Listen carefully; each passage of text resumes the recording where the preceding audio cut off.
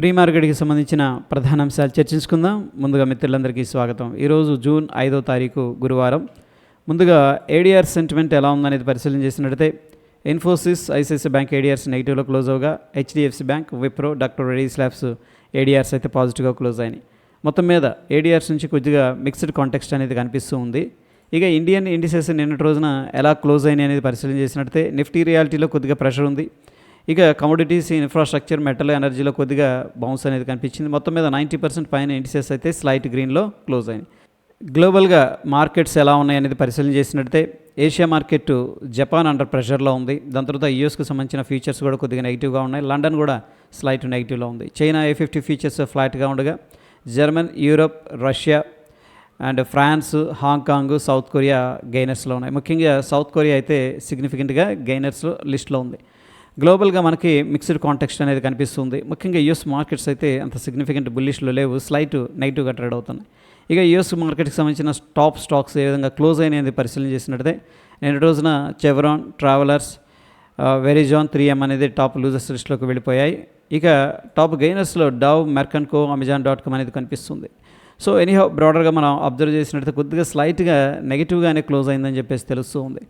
Economic calendar అనేది గ్లోబల్గా పరిశీలన చేసినట్లయితే నిన్నటి రోజున యూఎస్కి సంబంధించిన ADP, non farm employment change అనేది నెగిటివ్గా రావడం జరిగింది. దాని తర్వాత S&P గ్లోబల్ వాళ్ళు PMI డేటా సర్వీసెస్కి సంబంధించింది రిలీజ్ చేశారు. అంటే సర్వీస్ సెక్టర్ అయితే బాగుంది, పాజిటివ్గా ఉంది. ఇక మ్యానుఫ్యాక్చరింగ్ సెక్టర్ సంబంధించిన PMI డేటా అయితే కొద్దిగా నెగిటివ్గా రావడం జరిగింది. నాన్ మ్యానుఫ్యాక్చరింగ్ ప్రైసెస్ పాజిటివ్గా ఉన్నాయి. క్రూడ్ ఆయిల్ ఇన్వెంటరీస్ అయితే తగ్గాయి. క్రూడ్ ఆయిల్కి ఇది పాజిటివ్గా మనం అర్థం చేసుకోవచ్చు. ఈరోజు విషయానికి వచ్చేసరికి సాయంత్రం 6 గంటలకి మొట్టమొదటిసారి నిరుద్యోగ భృతికి అప్లై చేసుకునే వారి సంఖ్య ఎంత ఉందనేది డేటా రిలీజ్ అవుతుంది. ఇది వెరీ ఇంపార్టెంట్ డేటా. ఇండియాకి సంబంధించిన ఎకనామిక్ క్యాలెండర్ అనేది పరిశీలన చేసినట్లయితే నిన్నటి రోజున HSBC వాళ్ళు కాంపోజిట్ PMI డేటా అనేది మొత్తం మీద ఎలా ఉందనేది రిలీజ్ చేశారు. సో ఇదైతే స్లైట్గా తగ్గిందని చెప్పేసి చెప్పుకోవచ్చు. ఇక్కడ సర్వీసెస్కి సంబంధించిన PMI డేటా మాత్రం స్లైట్గా ఇంప్రూవ్ అయింది. ఇక ఈరోజు వచ్చేసరికి ఎటువంటి ఈవెంట్స్ అనేది కనిపించట్లేదు. యూఎస్ మార్కెట్స్లో ముఖ్యంగా ఏంటంటే బాండ్ ఈల్డ్స్ అనేవి మొన్నదా కొద్దిగా రైజ్ అయ్యాయి. అందుకని అది జనరల్గా మార్కెట్కి నెగిటివ్. బట్ ప్రస్తుతం ఏంటంటే రేట్ కట్ హోప్తో బాండ్ ఈల్డ్స్ అనేది స్లైట్గా తగ్గాయి అనమాట. So which is a positive factor for the stock market. ఇక రిజల్ట్స్ వచ్చేసరికి ఈరోజు ఫ్యూచర్ అండ్ ఆప్షన్స్లో ఎటువంటి కంపెనీ కూడా రిజల్ట్స్ అయితే అనౌన్స్ చేయట్లేదు. ఫ్యూచర్ అండ్ ఆప్షన్స్లో స్టాక్స్ బ్యాన్ లిస్ట్లోకి వెళ్ళిపోయాయి. ముఖ్యంగా ABFRL, మణప్పురం అనేది.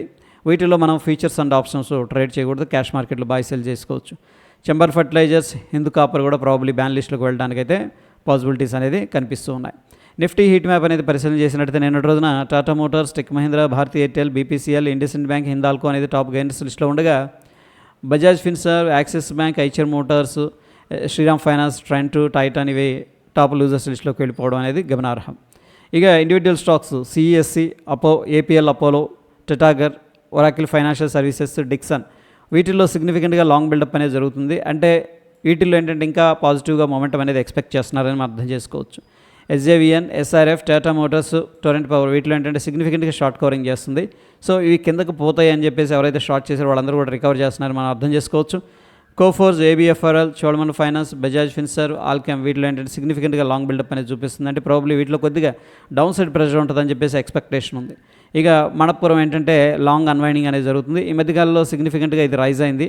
బట్ ఎనీహౌ మంచి ప్రాఫిట్ ఉంది కాబట్టి ప్రాబ్లీ వాళ్ళు ప్రాఫిట్ బుకింగ్ చేసుకుంటున్నారని చెప్పేసి మనం అర్థం చేసుకోవచ్చు. ఇక పార్టిసిపెంట్స్ ఏ విధంగా థింక్ చేస్తున్నారు based on the interpretation, price open interest అనేది తీసుకున్నట్లయితే లాంగ్ సైడ్ 60% చూపిస్తుంది, షార్ట్ సైడ్ 30%. సో మొత్తం మీద అయితే మనకి స్టిల్ కొద్దిగా బులిష్ సెంటిమెంట్ అనేది కనిపిస్తుంది ఇంటర్ప్రిటేషన్ ప్రకారం. ఇక నిఫ్టీ ఫ్యూచర్ అనేది మనం పరిశీలన చేసినట్టయితే సో నిన్నటి రోజునైతే స్లైట్ డోజీ ఫార్మేషన్ జరిగింది. Based on the price and open interest మనకి ఏమి అడ్వైస్ చేస్తుందంటే లాంగ్ బిల్డప్ అనేది అడ్వైస్ చేస్తూ ఉంది. అంటే ప్రైస్ ఎక్కడి నుంచి కొద్దిగా పెరుగుతుందని ఓ ఎక్స్పెక్టేషన్ ఉందని చెప్పేసి మనం అర్థం చేసుకోవచ్చు. ఈరోజు నిఫ్టీ 50 ఎక్స్పైరీ అయితే ఉంది. పార్టిసిపెంట్ వాయిస్ డేటా అనేది పరిశీలన చేసినట్టయితే FIS అయితే ఇండెక్స్ ఫీచర్ని హెవీగా షార్ట్ చేశారు. స్టాక్స్లో స్లైట్గా బులిష్గా ఉన్నారు. ప్రొపరేటరీ అన్నింటిలో కూడా బులిష్గా ఉన్నారు. క్లయింట్ వచ్చేసరికి ఇండెక్స్ ఆప్షన్స్లో మాత్రం బేరిష్గా ఉన్నారు. మిగతా వాటిలో అన్నింటిలో బులిష్గా ఉన్నారు. DIS ఇండెక్స్ ఫీచర్స్ని బై చేశారు. సో ఎప్పుడైతే FIS షార్ట్ చేస్తున్నారో అబ్జర్వ్ చేస్తే DIS ఏం చేస్తున్నారంటే ఆపోజిట్లో బై చేస్తున్నారు. అది మనకు అబ్జర్వేషన్లో అర్థమవుతుంది. స్టాక్ ఫీచర్స్లో హెవీగా షార్ట్ చేశారు. సో స్టాక్స్లోనేమో బులిష్గా ఉన్నారు. DIS ఏం చేస్తున్నారంటే ఇండెక్స్ ఫీచర్స్లో బులిష్ పొజిషన్స్ క్రియేట్ చేస్తున్నారు ఈ మధ్య. బట్ స్టాక్స్లో ఇన్వెస్ట్మెంట్ అనేది చేస్తున్నారు కాబట్టి హెడ్జింగ్ పర్పస్ అనేది స్టాక్ ఫీచర్స్ని సెల్ చేస్తున్నట్టు మనకు క్లియర్గా తెలుస్తుంది. మొత్తం మీద FIS 1076 కోట్లు క్యాష్ మార్కెట్లో ఇన్వెస్ట్మెంట్ చేసినట్టు తెలుస్తుంది. ఇక డిఐఎస్ వచ్చేసరికి 2567 కోట్లు క్యాష్ మార్కెట్లో ఇన్వెస్ట్మెంట్ చేసినట్టు తెలుస్తుంది. ఎఫ్ఐఎస్ బై చేశారు అండ్ డిఐఎస్ కూడా బై చేయడం అనేది జరిగింది, which is a positive factor. ఇక ఇండియా విక్స్ విషయానికి వచ్చేసరికి ప్రస్తుతానికి నిన్నటి రోజున 4.89% డ్రాప్ అయింది. ఇండియన్ మార్కెట్స్ స్టేబుల్గా ఉన్నాయని చెప్పేసి అర్థం చేసుకోవచ్చు. ఇక Dow Jones industrial average features అనేది మనం అబ్జర్వ్ చేసినట్టయితే ప్రస్తుతానికి ఒక టైట్ రేంజ్లో కన్సోలిడేషన్లో ట్రేడ్ అవుతుంది. బట్ స్టిల్ ఏంటంటే మనం చూస్తున్న సమయానికి అయితే 3 పాయింట్స్ మాత్రమే పాజిటివ్గా ట్రేడ్ అవుతుంది. ఇక డాలర్ ఇండెక్స్ విషయానికి వచ్చేసరికి ప్రస్తుతానికి ఏంటంటే వీక్గా ట్రేడ్ అవుతుంది. ఇక నిఫ్టీ అనేది మనం అబ్జర్వ్ చేస్తే ఇక్కడ వెరీ ఇంపార్టెంట్ లెవెల్ ఏం కనిపిస్తుందంటే ప్రస్తుతానికి కొద్దిగా పుల్ బ్యాక్ జరిగింది. బట్ 24,463 ఓకే, ఇది వెరీ వెరీ ఇంపార్టెంట్ సపోర్ట్ అనమాట. ఇక్కడ ఈ లెవెల్ అనేది బ్రేక్ డౌన్ జరిగింది అనుకోండి 24,378, దాని తర్వాత 24,290 దాకా కూడా డౌన్ సైడ్ అనేది రావడానికి ఆస్కారం ఉంటుంది. బట్ ఎనీహౌ మనకి ఇక్కడ సపోర్ట్ తీసుకుంది కాబట్టి ఇమీడియట్గా మనకి 24,668 రెసిస్టెన్స్, ఆ లెవెల్ అనేది బ్రేక్అవుట్ అయిందనుకోండి 24,700, దాని తర్వాత 24,855 ఇంపార్టెంట్ రెసిస్టెన్స్ లాగా ఉండే అవకాశం ఉంది. ఇక బ్యాంక్ నిఫ్టీ విషయానికి వచ్చేసరికి ప్రస్తుతానికి 55,500 మంచి సపోర్ట్ లాగా తీసుకుంది. ఆ సపోర్ట్ అనేది బ్రేక్అవుట్ అయిందంటే 55,176 అనేది మనకి ఇమీడియట్గా ఉన్న సపోర్ట్. ఒకవేళ మార్కెట్ అనేది అప్ సైడ్ వెళ్ళాలంటే కూడా 56,000 పైన వెళ్ళటం అనేది జరుగుతుంది, పాసిబిలిటీస్ అయితే ఉన్నాయి. సెన్సెక్స్ అనేది మనం అబ్జర్వ్ చేసినట్టయితే ప్రస్తుతానికి 80,504 అనేది ఇంపార్టెంట్ సపోర్టు. ఒకవేళ ఈ సపోర్ట్ అనేది బ్రేక్ డౌన్ జరిగిందంటే 79,917 అక్కడ దాకా డౌన్ సైడ్ రావడానికి పాసిబిలిటీస్ ఉన్నాయి. ఇమీడియట్గా మనకున్న రెసిస్టెన్స్ 81,182, దాని తర్వాత 81,691. ఇక గిఫ్ట్ నిఫ్టీ అనేది మనం పరిశీలన చేసినట్టయితే ప్రస్తుతానికైతే ఫ్లాట్గా ఉంది. చూడండి నిన్నటి రోజున డోజీ ఫార్మేషన్ జరిగింది, ఆల్మోస్ట్ స్లైట్గా గ్యాప్ అప్ అయింది. మనం చూస్తున్న సమయానికి ఏంటంటే ఒక 24 పాయింట్లు పాజిటివ్గా అయితే ట్రేడ్ అవుతుంది. సో 24,737 దగ్గర గిఫ్ట్ నిఫ్టీ ఫ్యూచర్ అనేది ట్రేడ్ అవుతూ ఉండగా మన నిఫ్టీ ఫ్యూచర్ ఏమో 24,730 దగ్గర క్లోజ్ అయింది. సో ఒక 7 పాయింట్లు పాజిటివ్గా కనిపిస్తుంది. Based on the gift Nifty ఏంటంటే మనకు ఫ్లాట్ ఓపెనింగ్ అనేది ఎక్స్పెక్ట్ అయితే చేసుకోవచ్చు, ఎందుకంటే పెద్దగా డిఫరెన్స్ అనేది లేదు కాబట్టి. ఇక గోల్డ్ విషయానికి వచ్చేసరికి మనకి ఇక్కడ ఒక ఇంపార్టెంట్ రెసిస్టెన్స్ ఉంది, అక్కడ కొద్దిగా స్ట్రగుల్ అవుతుంది. ఆ లెవెల్ బ్రేక్ డౌన్ జరిగితే ఈ లెవెల్, దాని తర్వాత ఈ లెవెల్ దాకా రావడానికి పాసిబిలిటీస్ అయితే కనిపిస్తూ ఉన్నాయి.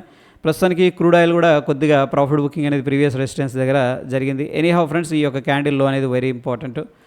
దాని తర్వాత న్యాచురల్ గ్యాస్ కూడా మనకేంటంటే ఒకటే రోజు సిగ్నిఫికెంట్గా పెరిగింది, దాని తర్వాత ఫాలోఅప్ అనేది రాలేదు. ఇక్కడంతా కూడా కన్సోలిడేషన్ జరుగుతుంది.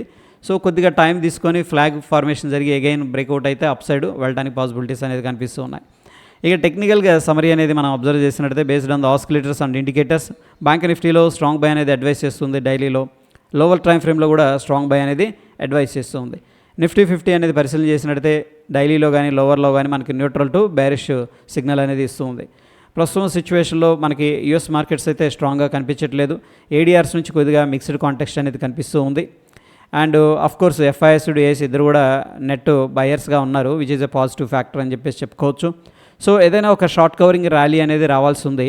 సో చూద్దాం షార్ట్ కవరింగ్ ర్యాలీ ఏదైనా వస్తుందేమో. ప్రస్తుతానికైతే మార్కెట్ ఒక రేంజ్ బౌండ్లోనే కనిపిస్తుంది. ఎనీహౌ ఈరోజు నిఫ్టీ 50 ఎక్స్పైరీ ఉంది కాబట్టి మనం కేర్ఫుల్గానే ఉండాలి. సో ఇది ఫ్రెండ్స్ ప్రీ మార్కెట్కి సంబంధించిన అప్డేట్స్. మరొక ఇంట్రెస్టింగ్ ఎపిసోడ్లో మళ్ళీ కలుసుకుందాం. వీడియో ఇన్ఫర్మేటివ్గా అనిపిస్తే తప్పకుండా లైక్ చేసి మీ యొక్క సపోర్ట్ అని తెలియజేయండి. ధన్యవాదాలు.